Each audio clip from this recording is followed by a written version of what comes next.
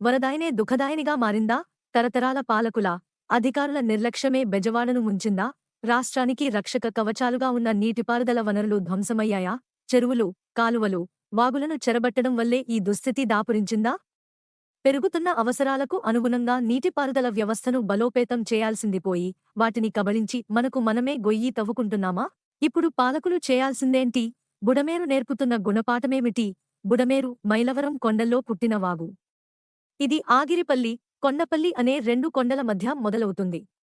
ఏడాది పొడవునా ఏదో ఒక స్థాయిలో ఈ వాగులో నీళ్లు ఉంటాయి. కృష్ణా, గోదావరి పరీవాహక ప్రాంతాల మధ్య విస్తరించి ఉన్న అతిపెద్ద మంచినీటి సరస్సు కొల్లేరుకు నీటిని సరఫరా చేసే వాగుల్లో బుడమేరు ఒకటి.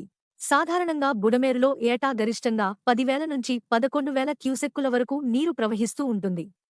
2005లో వచ్చిన వర్షాలకు బుడమేరులో ఏకంగా 75,000 క్యూసెక్కుల నీరు ప్రవహించింది.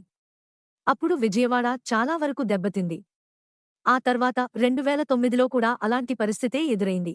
బుడమేరు వాగు తన ప్రయాణంలో చాలా మలుపులు, మెలికలు తిరుగుతూ ఉంటుంది. దానివల్ల ఎక్కువ ప్రవాహం వచ్చినప్పుడు అది గట్టుదాటి చుట్టూ ఉన్న ప్రాంతాల్లోకి వెళ్తుండేది. కృష్ణానది కంటే బుడమేరు వరదలే విజయవాడకు ఎప్పుడైనా ప్రమాదకరం. 2005లో భారీ వరదలు వచ్చాయి.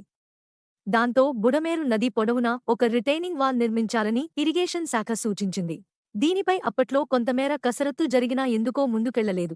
బుడమేరు విజయవాడ నగరంలోకి ప్రవేశిస్తూ సరిగ్గా సింగ్ నగర్కు వచ్చేసరికి పూర్తి విశాలంగా దీని ప్రవాహం ఉంటుంది. విజయవాడ, ఎన్టీఆర్ జిల్లాల్లోని వర్షపు, వరదనీటిని బుడమేరు కొల్లేరుకు తరలిస్తోంది. దీనిని ఇప్పటి అవసరాలకు అనుగుణంగా ఆధునికీకరించాల్సింది పోయి ఇంకా కుచింపజేయడం వల్ల బెజవాడ ఇంతటి విపత్తును చవిచూడాల్సి వచ్చిందనేది నీటిపారుదల నిపుణుల మాట. విజయవాడలో ముంపునకు గురైన కాలనీల్లో ఎక్కువ భాగం బుడమేరు కట్ట లోపల నిర్మించిన ప్రాంతాలే. ఇక్కడ కట్టను తొలగించి రియల్ వెంచర్లు వేశారు. చాలా కాలనీలు బుడమేరు క్యాచ్మెంట్ ఏరియాలో ఉన్నాయి. అక్కడ ఇళ్లు కట్టిన వారిలో చాలామందికి అది బుడమేరు పరీవాహక ప్రాంతం అని తెలియదు.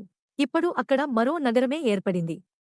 మరి ఇలాంటి ప్రాంతాల్లో కట్టడాలకు అధికారులు అనుమతులు ఎలా ఇచ్చారనేది పెద్ద ప్రశ్న. బెజవాడ వరదకైనా, రాష్ట్రంలోని మరే ప్రాంతంలోని ముంపు బాధలైకైనా చెరువులు, వాగులు, కాలువలను కబళించడమే ముఖ్య కారణమని, బుడమేరు వరద నీటిని తీసుకునే సహజసిద్ధ కొల్లేరును స్వార్థపరులు ధ్వంసం చేయడము బెజవాడ ముంపునకు మరో కారణమని నీటిపారుదల శాఖ నిపుణులు చెబుతున్నారు. బుడమేరు, మున్నేరు, ఏలేరు, కొండవీడు, ఎర్రకాలువ, యనమదుర్రు, ఎద్దువాగు ఇలా చెప్పుకుంటూ పోతే రాష్ట్రవ్యాప్తంగా ప్రతి ప్రాంతంలో ఎన్నో వాగులు, కాలువలు, డ్రెయిన్లు ఉన్నాయి. ఇవన్నీ వరద నీటిని సవ్యంగా సముద్రంలోకి సాగనంపేందుకు తోడ్పడతాయి. వాటి సహజ ప్రవాహానికి ఆటంకం కలిగిస్తే పెను కెరటాలై జనవారిపై విరుచుకుపడి ముంచేస్తాయి. ఇది అందరికీ తెలిసిన సత్యమే అయినా మనం వాటిని కబళిస్తున్నాం. ఆవాసాలు ఏర్పాటు చేసుకుంటున్నాం. ప్రభుత్వాలు చోద్యం చూస్తున్నాయి. అధికారులు కాసుల మత్తులో అనుమతులిచ్చేస్తున్నారు. మరిప్పుడేం చేయాలి? హైదరాబాద్లో చేపట్టినట్టే హైడ్రా తరహా ఆపరేషన్ చేపట్టాలని కొందరు చేస్తున్న వాదన. ఇది కేవలం గిట్టనివారిపై కక్ష సాధింపునకే పనికి వస్తుందని, సరైన పరిష్కారం కాజాలదని, పైగా ఆ ప్రాంతంలో ఆవాసాలు ఏర్పాటు చేసుకున్న పేదలు, మధ్యతరగతి, చిరుజీవుల బతుకులు చితికిపోతాయన్నది నిపుణుల మాట. నిజమే. మరేం చేయాలంటే? నీటిపారుదల నిపుణులతో ఓ బృందం ఏర్పాటు చేయాలి. బుడమేరు విస్తరణకు ఉన్న సానుకూల అంశాలను పరిశీలించాలి. డైవర్షన్ కాలువల తవ్వకంపైన దృష్టి పెట్టాలి. కొల్లేరు ఆధునికీకరణ చేపట్టాలి. ఈ చర్యలు తీసుకునే క్రమంలో అవసరమైతే ప్రజలకు ప్రత్యామ్నాయం చూపాలి.